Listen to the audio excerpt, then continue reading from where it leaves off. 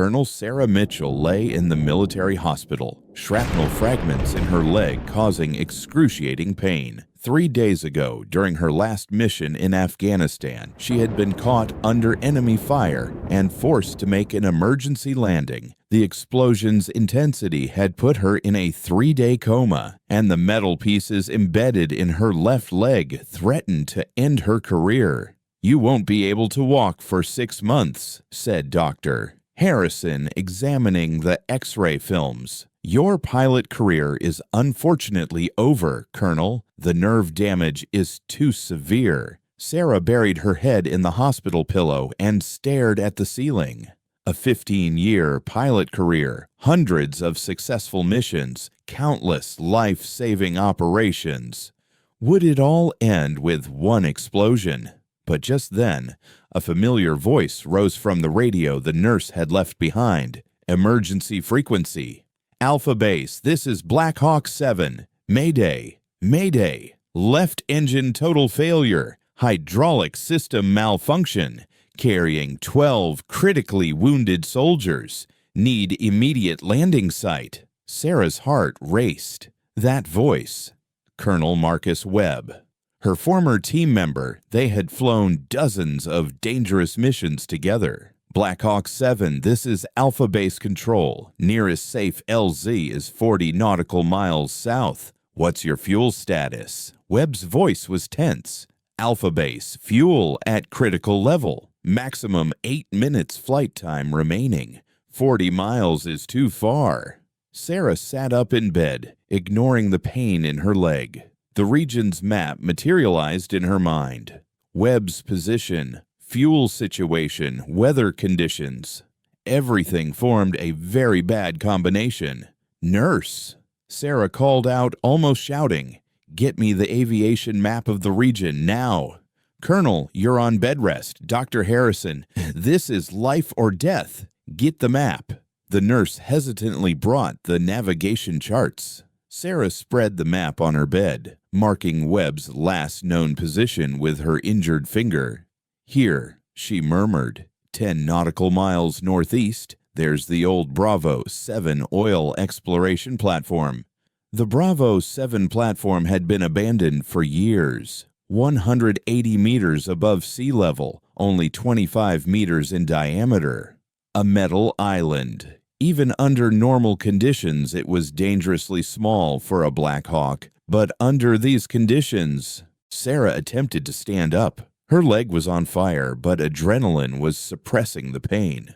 "What are you doing?" the nurse asked in fear. "I'm leaving the hospital." The doctor, 12 soldiers are about to die." Sarah managed to stand, gritting her teeth. "I'm their only chance." Sarah limped out of the hospital. Each step was torture, but she didn't stop. As she headed toward the emergency exit, Webb's voice continued coming from the radio in her pocket. "Alpha Base, hydraulic pressure dropping. Losing collective control." 15 minutes later, Sarah had reached the old hangar area at the edge of the base. Several helicopters were waiting here for maintenance, including her old Blackhawk. "Sarah, what are you doing here?" Chief Technician Rodriguez ran over in amazement. "Shouldn't you be in the hospital?" "Rodriguez, prepare my Blackhawk. Now." "What?" "Sarah, you're injured. The doctors report." 12 of our friends are about to crash in the desert." Sarah continued walking toward her helicopter. "I'm their only hope." Rodriguez hesitated. "Sarah, the weather's terrible. A storm's coming. Wind speed will reach 70 knots per hour. Then I need to hurry." When Sarah reached her helicopter, she began pre-flight checks. Every movement caused lightning-like pain in her leg, but she continued. "Sarah, this is madness," Rodriguez insisted. "You don't even have a backseater." "I'll handle it alone." Seeing Sarah's determination, Rodriguez gave in. "At least fuel her up." "I assume you're going to Bravo 7. "How did you know?"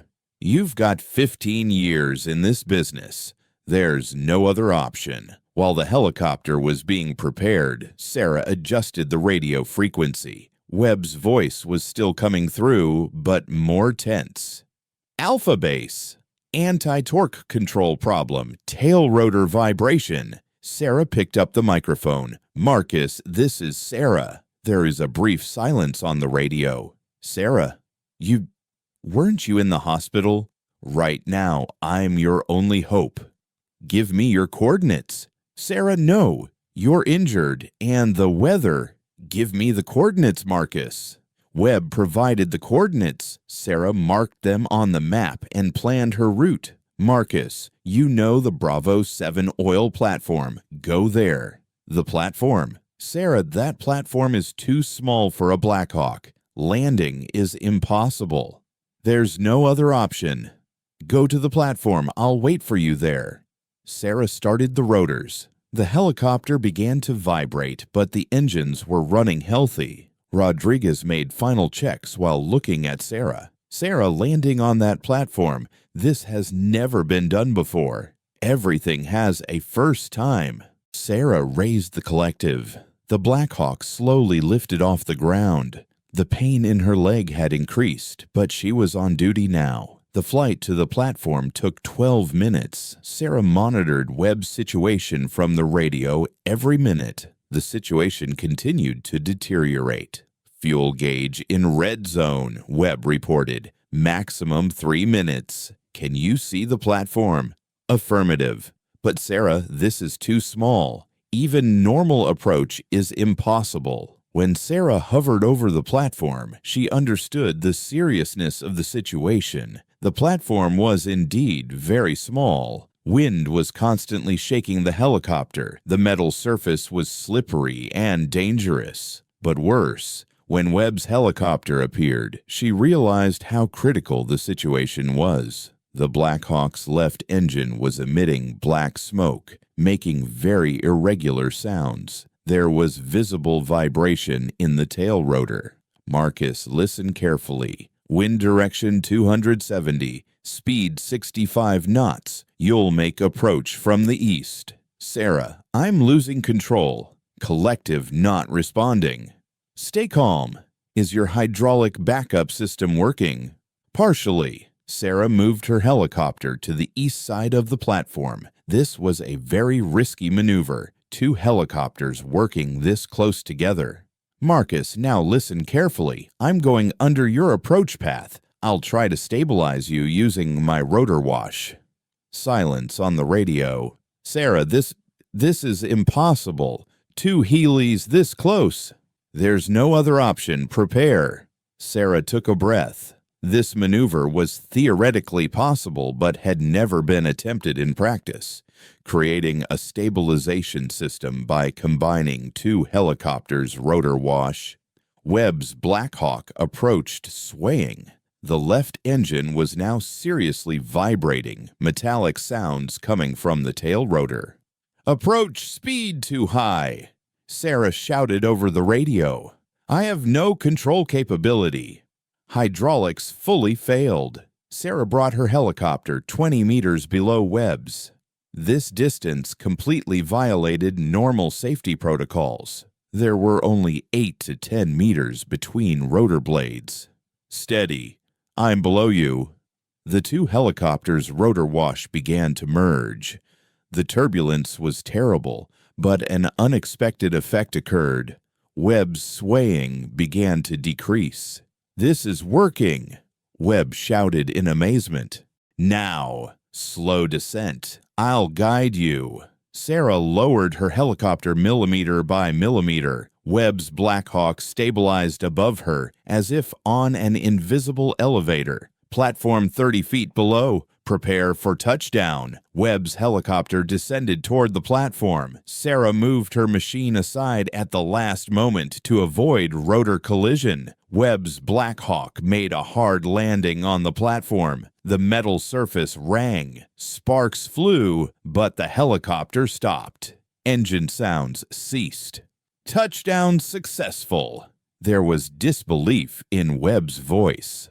Sarah brought her helicopter to the other edge of the platform. Landing here would also be very difficult. The remaining part of the platform was too narrow. She slowly lowered the collective. The skids touched the platform edge. Wind was trying to push the helicopter sideways, but Sarah maintained control with her experience. When engine shutdown was complete, Sarah breathed.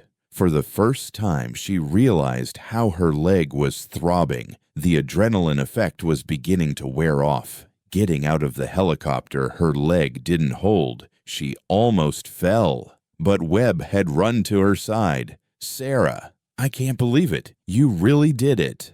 "Let's get the wounded out." Sarah gritted her teeth. "I have a problem with my leg." 12 wounded soldiers were extracted from Webb's helicopter. Most had shrapnel wounds. One had a sucking chest wound. There was enough room for them in Sarah's helicopter. "Sarah, can you fly?" Webb asked worriedly. "I can fly, but you'll be co-pilot." The transfer process took 10 minutes. Each wounded soldier was carefully moved to Sarah's helicopter. The most critically wounded took priority. "Sarah," Webb asked during transfer, "how did you do this?" "That maneuver, I've never seen it before. Desperate times, desperate measures." Sarah tried to smile, but pain contorted her face. "Your leg looks very bad. It'll hold until we reach main base." The return flight was easier because Webb helped as co-pilot. But Sarah's leg had started seriously bleeding. "Sarah, we're going directly to the hospital," Webb said decisively. "Negative. First, we'll drop the wounded at Field Hospital." "Sarah." "Orders, Marcus. Mission first." When they landed at base, the medical team was waiting. 12 wounded were quickly loaded into ambulances. When Sarah tried to get out of the helicopter, her leg completely failed. Webb caught her. "You need to go to medical too." In a few hours, but Sarah's vision was blurring. Blood loss. The last thing she saw before losing consciousness was Webb's worried face. When he woke up in the hospital a day later, Dr. Harrison was waiting by her bedside. "Colonel Mitchell, are you completely insane?" Sarah tried to laugh. "Are the 12 soldiers alive?" "Alive. All will recover. But there's additional damage to your leg. After that flight." "Can I fly again?" Dr. Harrison paused. "Normally, I'd say no. But what you just did, maybe normal rules don't apply to you." 6 months later, Sarah had made a full recovery. Physical therapy had been intense, but her determination overcame everything. The Bravo 7 platform rescue operation became legend in military aviation history. The 2 helicopter rotor wash synchronization technique entered advanced pilot training under Sarah's name. They called it the Mitchell Maneuver.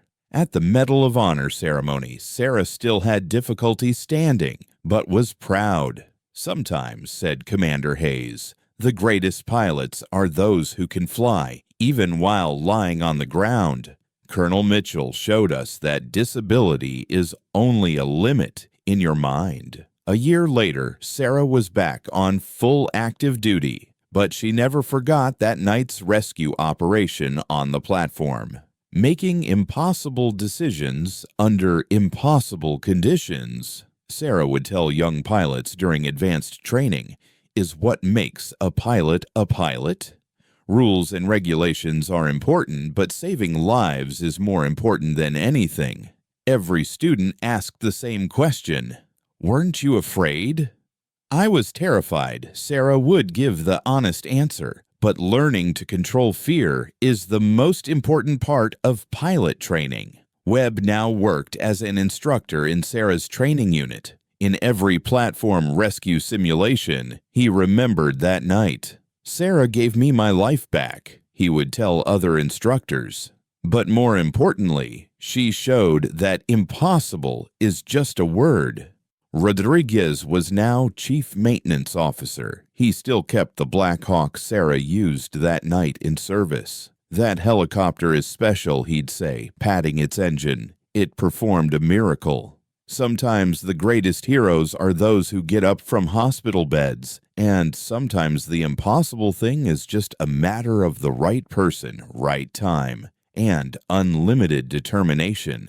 Sarah Mitchell's story became required reading in pilot schools, but she remained modest. "I just did my job," she always says. A soldier never leaves a soldier behind. Where in the world are you listening from? Share in the comments, and if you have memories of making the impossible possible, tell us about them. Don't forget to like and subscribe.